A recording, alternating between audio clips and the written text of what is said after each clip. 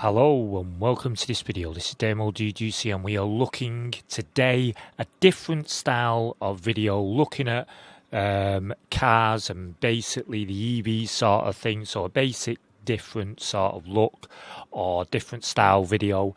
And as you can see in front of you is the Vauxhall website. Now the reason why I pulled this up is the reason why I'm doing this video is because I used to own a Vauxhall Mocha and it was on hire, but I used to own a Vauxhall Mocha EV, and I'll tell you a bit more about the story behind it as this video progresses. But I just wanna express my feelings with EVs and with my experience with the actual car.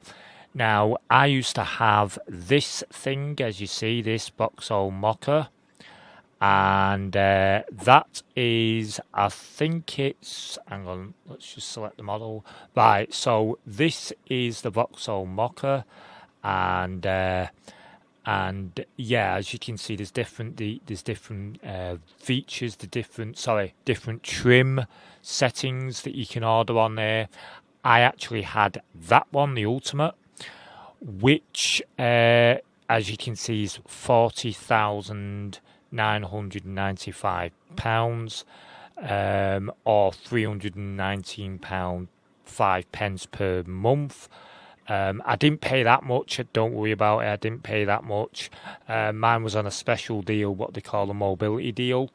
So if you're unfamiliar with the mobility deal, as a disabled driver, I have access to as a disabled driver, people on the mobility deal, not just myself, but anybody on the mobility deal has access to various different cars. I'll probably do a video on it, possibly, but this is just on this specific vehicle that I had. Now, the one previous before this was a Seat Arona, FS or FR, I think it was, and that was just a normal petrol vehicle. But the reason why I went to the EVs is because as you probably understand, if you do drive, whoever's watching this, if the person who's watching this does drive, there was like a bit of a scare tactic in like over about 2 years ago, where fuel started to go up and up and up and up and up. And I'm on a restricted income.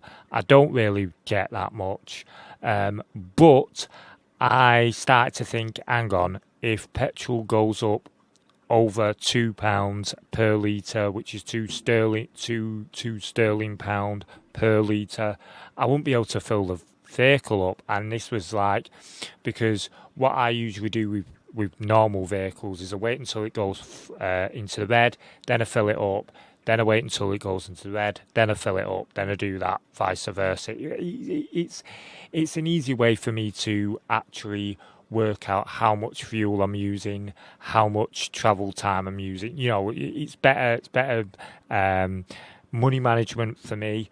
But that's what I did. However, with this vehicle, with this Mocha EV, it wasn't that. It was basically, I drive from where I am at the moment to somewhere where it's only a 25 mile away. And I wouldn't use 25 mile range. I wouldn't even use 50 mile range. I'd use probably 90 mile range or something like that. So basically what it'd be is I'd be going around doing I do a lot of volunteering, so going to my volunteering things and doing things like that, and then I'd key up. It'd only have about 43 mile on the battery. Now, the battery, now in a normal vehicle, 43 mile, you'd think, well, I'd easily get there. 43 mile, I'd easily get there, even with heated seats on, heated steering wheel, all that thing that does actually drain even a petrol vehicle. And I will do a video on my current petrol vehicle that I've got. It's more like a hybrid sort of vehicle, but I will do video on that pretty soon. But however, this vehicle was the fact of I'd have 30 mile, sorry, about 43 mile on the charge thing. If I can get the inside up, I don't have this vehicle no more, so I'm just using pictures. So in there, in the dashboard, if we can find it.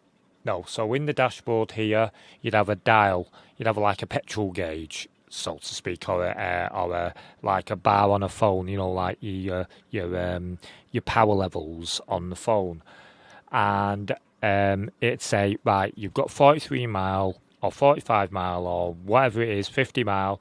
You need to charge up. Now, when it got to 43. Even though I was doing 25 mile or 30 mile, I still needed to charge up.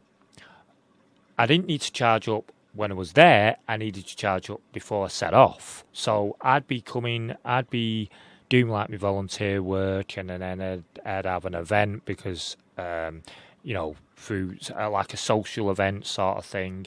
And then it'd come up 43 miles. So I think, right, I need to charge it up. So I'd be sitting there for about 2, maybe 3 hours charging it up, or I'd have to charge it up while I'm volunteering, which most likely I did, or doing whatever I was doing, shopping or whatever I was doing. I'd have it there charged up, and then I'd get to where I am, so like 20, 25, 30 mile or whatever it was, and then I'd need to charge it up again. Because it'd use at least over half of the charge. So you'd get there, it'd have 43 mile, you'd charge it up to say like 100, 150 mile, which is not a full charge. It usually charges up to 200 mile, even though I never really got 200 mile. Well, I got sometimes 210, but that was very, very infrequent. Mostly I got 180 to 100, from 150 to 180. So, say like I sat there for about, I sat there and it charged up 200 mile, and I said, right, well, I've got a 25 mile journey. I actually worked it out that in 25 mile, it'd use at least 50 mile of charge. And and then I'd be lucky to get home, or I'd need to charge it up there as well. And then when I got home, I'd need to charge it up again, because obviously I'm using it because I do drive quite a lot. Basically, I do like odd trips. I suffer with a lot of anxiety, a lot of mental health issues, and I suffer with a lot of depression. And the way I get out of my depression is to sit behind the wheel and to just go off, go to places, just drive out in town, in the city, in the countryside, go for, just go for a long drive like, I have rights to. But if I went out on a drive, it'd be snookered. Which you might be sitting here and thinking, well, Damo, what are you worrying about? What are you worrying about? What are you moaning about? It's only about what? You're only charging it up once every couple of days, or you're probably charging it up there, you're charging it up there, you're charging it up here, you're charging it up there, but it's only costing you £8-9 charge it up. Well, that is complete and utter BS, because I worked it out that actually it would cost me about £20 sterling to charge it up once. Now, keep in mind, I was charging it up probably 2 or 3 times. If, say, like, I'd be charging it up at home, charging it up wherever I got to, then charging it up back at home, or not at home because we haven't got a home charger. I'd be charging it all on public chargers. So I didn't even have the luxury of charging it at home, because we had a look. We had a bit of a family discussion of putting a home charger in, and it would have cost us about 10 grand to put a charger in, plus upgrading the electrics in this house, because it's not a very well. It's all right for domestic use, but it's not very. We needed to do a lot of upgrading anyway, so it would have cost peripherally a lot of money, and you're sitting there and you're doing the charging, and you're doing this, you're doing that, and so I'd be going to say, like, I don't know, Blackpool. Let's just say that for that sample, which Blackpool is about 30 mile away from me here, about an hour's journey. And depending on the traffic, and talk about traffic, if I ever got into traffic, I'm snookered. To the point where at least twice I'd come home. Keep in mind, it was dark, it was late at night, it's like it is at the moment, midwinter, late at night, dark, and I am literally straggling the hard shoulder. Literally struggling it. If you'd have followed me in the back, you'd be thinking, what the hell is he doing? He's drunk. But I'm like looking at the dial, looking where I'm going, looking at the dial, looking where I'm going, panicking, basically having a bit of a mental breakdown, thinking, am I gonna? Is this thing gonna cease? Is it just gonna die? I'm not really. Don't really know what's going to do. Is it just going to stop stone dead? I mean, this is not on country roads. This is not on town roads. This is on the motorways, or as if you're living in the US, the highways. So we have like 2-3 lane motorways or highways, and it's a lot of rigmarole and a lot of pain in the backside. And also, what I must illustrate is, even though I understood that when I actually purchased the car, when I actually got the car, which I actually had to wait for about 9 months to actually get the vehicle. It didn't have all the features that I wanted in it, so they gave me a bit of a cashback, which was nice, that's all right.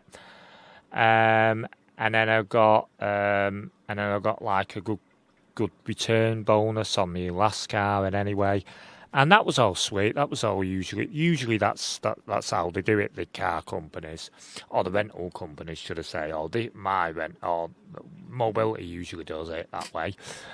But as you're like driving this vehicle, I was consistently finding that this thing was using far more energy than I actually originally thought it might, and I thought it should actually do. So I went down. It went through about 3 or maybe 4 different diagnostics. Every single time it came back, at least twice, it went for diagnostic. They didn't even do anything with it.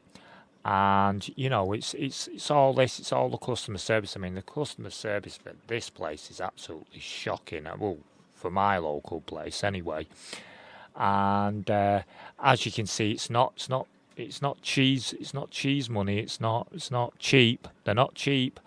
And just to illustrate how different it is, if I can get backspace, is it? No, it's not letting me.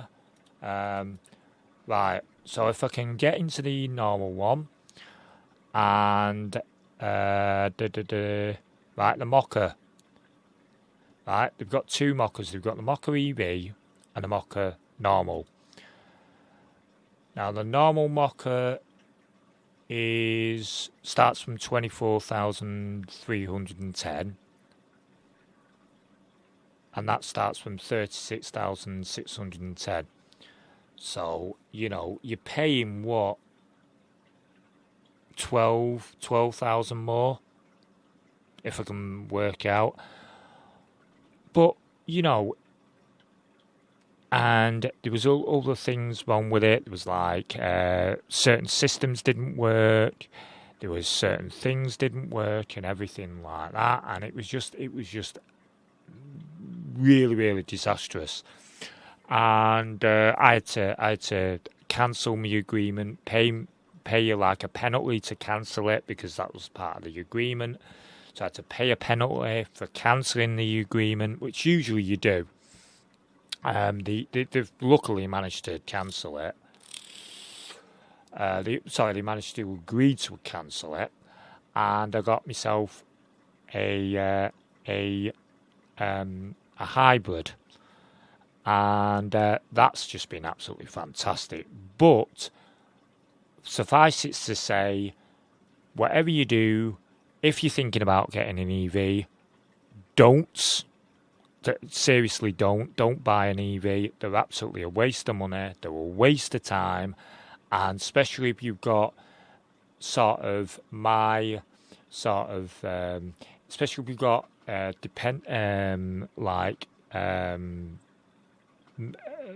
mobility problems or anything like that, or if you suffer with any situation whatsoever health wise, it is not ideal. It is not ideal because Vauxhall, the geniuses they are, actually told me that, wouldn't sir, the EV cars do use a lot of energy, a lot more energy if you've got your lights and your heater and your heated steering wheel and your heated seats on and stuff like that.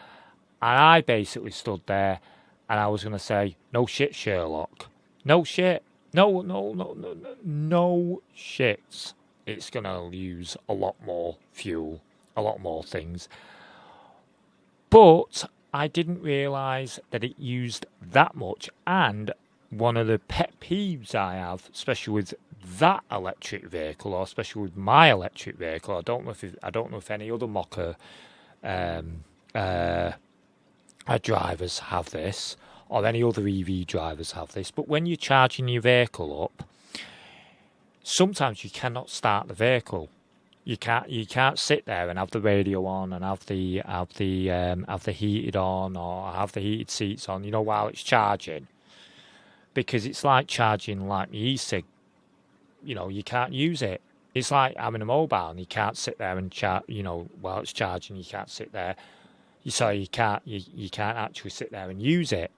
You've got to sit there in the cold, dark nights charging it, and and it was just an absolute nightmare. So, if you are in my current situation where you need your vehicle and you need it to be reliable, get yourself a petrol car, or better off, get yourself a hybrid. They're far more better. The only difference between the hybrid and a petrol version is some hybrids, especially self-charging hybrids, I must admit, self-charging, mild or full hybrid, self-charging ones, which basically is, it's got, like, mine's got a 48 volt battery in it, in the back, that gives you extra power, but also the petrol engine charges the battery. So basically, it's like having a huge 1 litre diesel generator, but a petrol generator in your bonnet while you're going around, and you can actually still use the engine. This is, and the thing is when you stop at lights, you can't switch the vehicle off. It's not like it's got to stop and start. Once it's on, it's on. It's like the computer. Once they're on, unless you manually switch it off. So that's really my pet peeves and my really sort of rant with EV cars. But if you did enjoy this, please don't forget to like and subscribe. And if you are from Vauxhall, if any Vauxhall dealers are watching this, or anyone from Vauxhall, please sort your customer service out. it would really help people who are from who do actually purchase your vehicles, whether it's on a rental deal or whether it's on actually cash purchase or or like through your finance deal, through a third party rental deal, or through cash financing. Customer service is everything. But that's my rant over. Thank you for watching, and I hope to see you next time on another video. But for now, thank you. Bye for now. Bye.